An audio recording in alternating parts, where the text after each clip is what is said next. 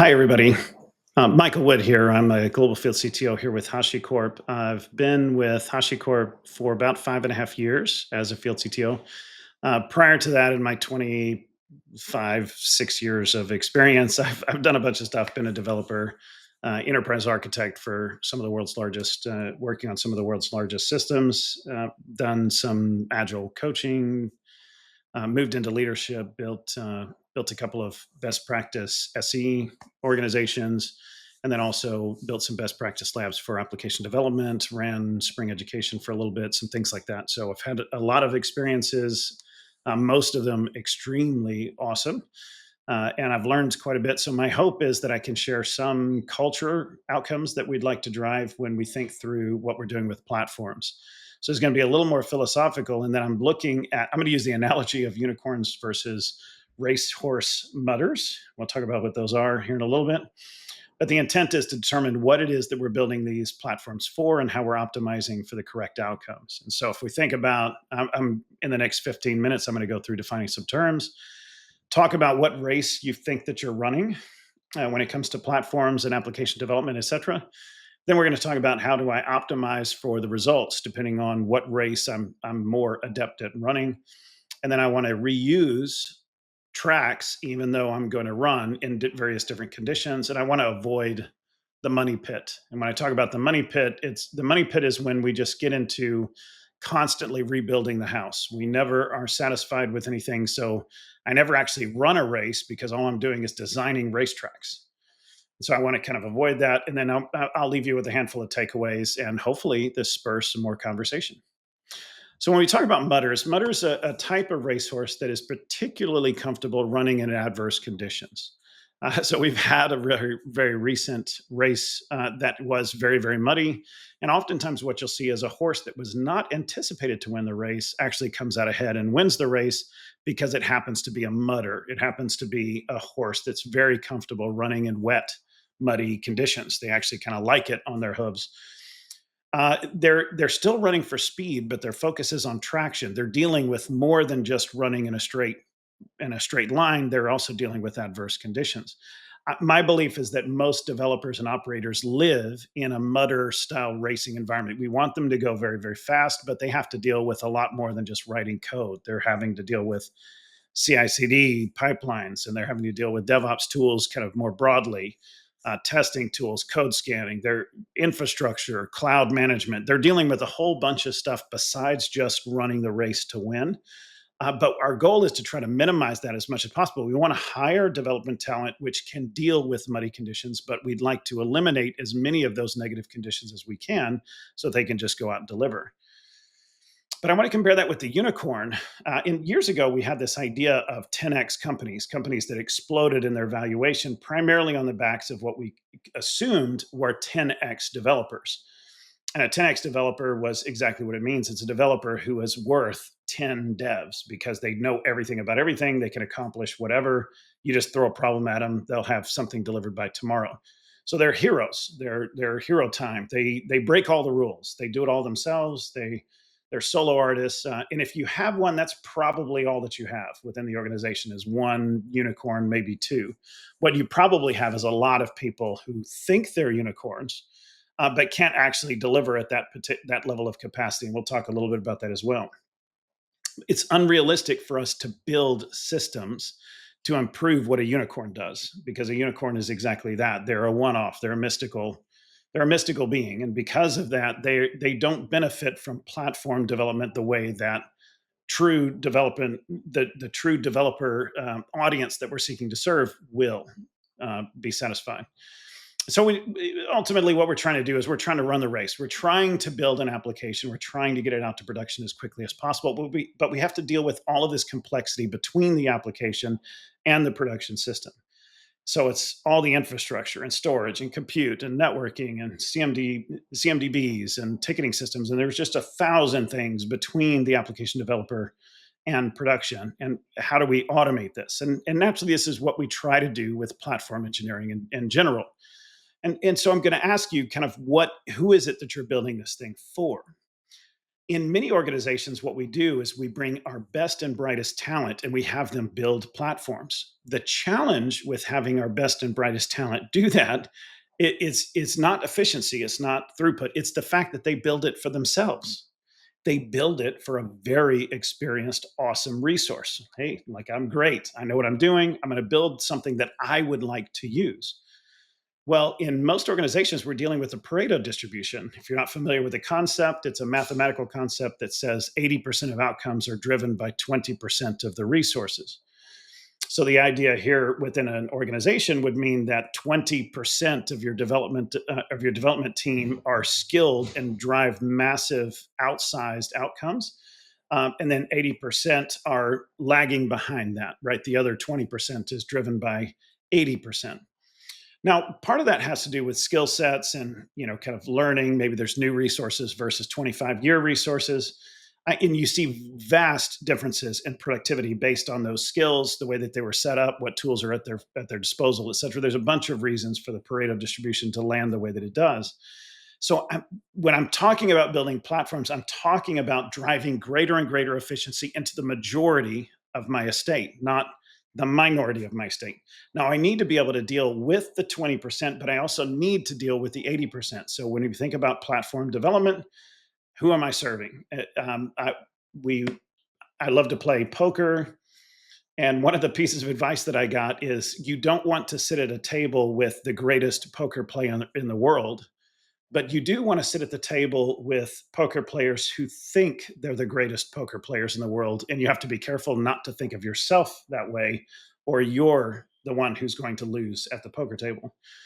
So, very similarly, we want to be very careful that we're building not for unicorn style skill sets, but for real practical implementation for real developers with real skill sets.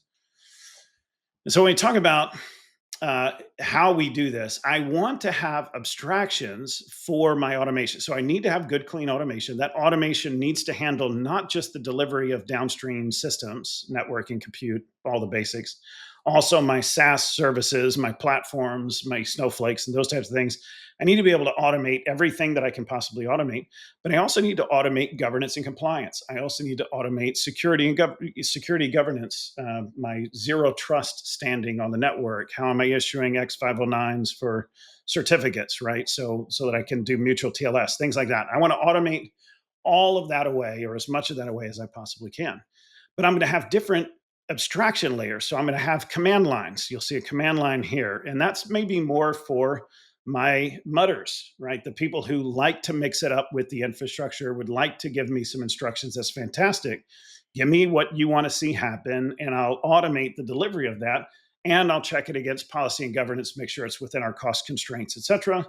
Fantastic, right? Now I'm providing a rougher track, right? There's a little more water on the ground, but there are certain mutters who like to get into the mud when they race. So I need to give a little bit of mud, but I don't want you to over rotate and spend all day, every day just playing around with platform services, right? I want you delivering outcomes for the company. And so I'm still going to use automation downstream. And now, some of the things that we talk about here is like, well, why not just let them do everything? Well, there's typically a line, right? So with a WAF as an example, a web application filter firewall, whatever terminology you want to use there, that's not something that I want people to be highly creative with, right? It's a security control. It's something that needs to be consumed, not something that's just played around with when I'm delivering a new application. So there's always a line of reuse. I still want the mutters who are coming through my pipe to use reusable architecture and infrastructure downstream, not just creating everything from scratch. Otherwise, not only are they wasting time, but they're leaving us potentially open to breach. Any type of little mistake can be a problem. So I still want to drive a maximal amount of reuse, but still give flexibility for the mutters to operate in space. But there's another audience here that just needs to deliver application code, and perhaps they can access this through a GUI where they just trigger downstream build and then they just deploy their application to the downstream build. Or perhaps they're leveraging things like AI assist on all of this, and everybody here can be using AI assist to pick this stuff out. Now, one of the questions I've been asked multiple times is like, well, why not just do AI, generative AI all the way down? And the question there is that I have is one of consistency. If I need to have something that is 100% the same, let's say I'm dealing with a NIST requirement or something like that, that governmental compliance, and I need to make sure it meets exact specifications. Then when I'm using a generative AI to say, "Hey, give me an environment that does X, Y, and Z, and pay attention to these compliance standards," generative AI, it may meet the standard, but it's going to do so slightly different ways. It's like handing a problem set to 12 application or developers or architects. You're going to get 12 architectural responses because they're being generative, right? They're being creative. They're making it up as they go. I'm predicting if I'm an AI, I'm predicting what I think the next token is going to be that you want to see, right? And so I'm going to predict and create, but it's not necessarily going to be consistent. So I'd like to have pre-built architectural patterns and designs that can be consumed, and maybe I'm using the AI to trigger these things, but certain aspects of my infrastructure I'm going to want to be absolutely defined, well understood, even by humans, lowly humans that we are. And so I'm going to have a good blend here of AI working with prefabbed infrastructure, prefabbed authorization policies for secrets, et cetera. And the nice thing here is when I do this right, it doesn't matter if you're on the track with no water, mud, you're not having to touch anything. It just gets you what you want. Or whether you're on the wet, muddy, track, you're still using the same governed pipelines, which means I can impose things like audit, FinOps, policy, observability, et cetera. That's all going to be consistent no matter what track you're running on. One of the last points that I want to make here is that it's very easy for us to over rotate on just building platforms for platform's sakes. And no disrespect to kind of the CNCF market or anything like that, because I could show something very similar just looking at things like Amazon's marketplace. So I'm not picking on any individual organization.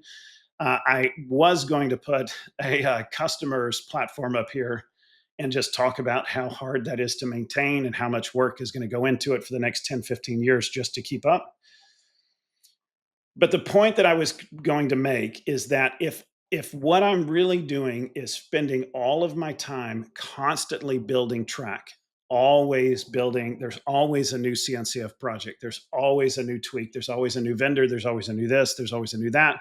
And if I'm ever doing is laying track, we never actually run the race. Right. So what we do is we look up and we see our mean time to deploy hasn't moved an inch in 6 years, despite the fact that I've got clouds, despite the fact that I've got automation technology everywhere. We're running Ansible and Salt and Terraform and Puppet and Chef and just go down the list. There's just dozens and dozens of ways that I'm writing all of these various pieces of automation. I've got tools, package tools, paid tools, free tools, open source tools. It's not like I don't have any tools. It's that I'm just using all of them all the time. And I haven't taken a step back and made a rational call as to what core capabilities need to be here and how do I smooth this track out so all we're doing is delivering code. Now, this isn't to say that I'm not going to innovate or I'm not going to change what I'm doing from a platform standpoint, but I have to get that 80% automation just done. And then I can do some innovation around the edges. How do I want to think about maybe service mesh isn't the direction we want to go because latency on all of the proxy management is just too high. Let's think about how we govern or automate network in a good, clean way. You see what I'm saying? Like I want to think about these things, but I'm going to impose a standard, get people using it, and hopefully make it so that fewer developers are thinking about all of this minutia through a platform abstraction. And so, if I were to give you a handful of takeaways as we come to the end of our time, decide on the core automation outcome that you're shooting for. Don't design everything for the unicorn skill set just because the unicorns are the ones that understand DevOps best within the organization. If unicorns are designing for unicorns, then the rest of your team is just going to be confused by the outcome. Also, consider your culture carefully. Most cultures have come out of accidental occurrences, but that normally is not optimal, right? Sometimes you can luck into a really good collaborative culture with a bunch of software reuse, but you really need to be very deliberate about what it is that we're going to innovate on and what it is that we're going to consume and spend our innovation cycle someplace else. So very, very carefully consider where's that innovation money going. There are many organizations that I talk to that just spend all of their time innovating, but innovating on platforms, not on customer outcomes. So, and then focus on delivery. Just start shipping, ship it. So, with that, I'll just ship it here. Thank you so much for the time. I'm glad I was able to spend this time with you here today. Hopefully, I gave you just some food for thought. Obviously, there's a lot of technical detail that we can get into behind this, but as you think through the journey that you're on when it comes to platform development, keep some of these in mind as you look for an optimal outcome for you and your teams. And I'll see you out there in the field. Cheers, everybody.